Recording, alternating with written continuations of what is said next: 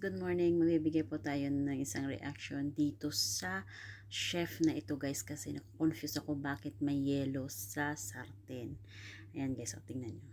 Paano niya ginawa? Ayan. Talagang inano yung yellow. Ba't hindi lang po siya guys nagamit ng tubig? Ayan o, nag-waste lang siya ng kuryente. Tapos parang gelatin, tapos nilagyan niya ng egg. Pwede palang lagyan ng eggs yun. Ayan. Aba, grabe naman ang bula ng eggs niya, ng ano niya guys, gulaman niya. Pandan yata yan eh. O, 3 eggs. Anong gagawin sa 3 eggs? Abe. Ayan. Oh, chocolate powder siguro yan. Siguro magawa siya ng brownies guys. Ayan. Tapos lagyan niya ng oil. Anong gagawin doon? Siguro dessert. Nilagyan pa ng kiso. Tapos nilagay sa steamer. Ano yan? Ano yan? Ano yan? Abe, may mangga siya. Ayan, gagawin sa mangga. Laki ng mangga niya guys, in fairness. Ayan o. Ang galing niya mag-ano. Tapos, nilagay ang mangga sa ice. Anong purpose ng ice? Siguro gagawa siya ng halo-halo. Ayan o. Tapos, magluto siya ng rice. May hurnuan pa yung rice niya. Pero, wa-effect din naman. Walang useless yung ano na yun.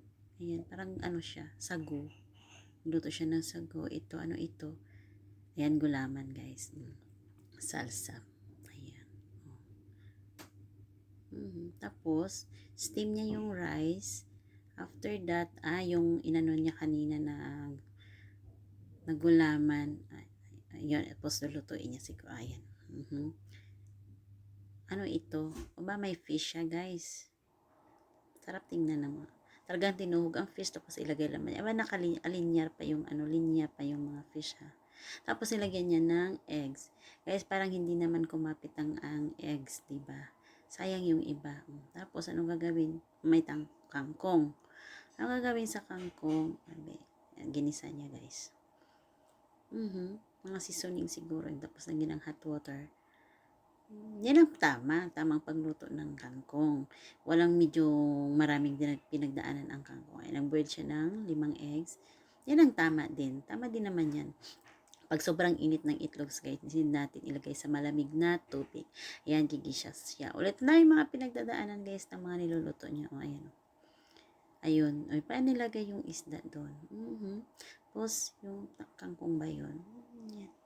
Parang ginawa niyang iskabitsi yung isda. O, okay din naman. Tama nga din naman yun. Andun na yung rice o pandan.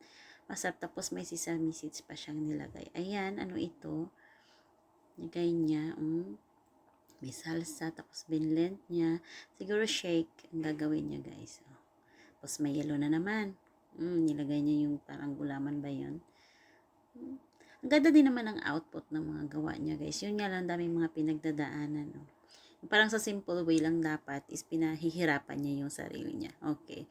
Pero, maano naman, okay naman yung, para sa akin, okay naman yung mga tricks niya. Yun nga lang is, pinapahirapan muna niya yung sarili niya bago po maano yung niluluto niya. Okay guys, thank you for watching. Yan po ang reaction ko sa ngayon. Okay, see you to my next video. Gagawa po tayo ng maraming reactions dito. Okay, yeah, thank you for watching. Good morning.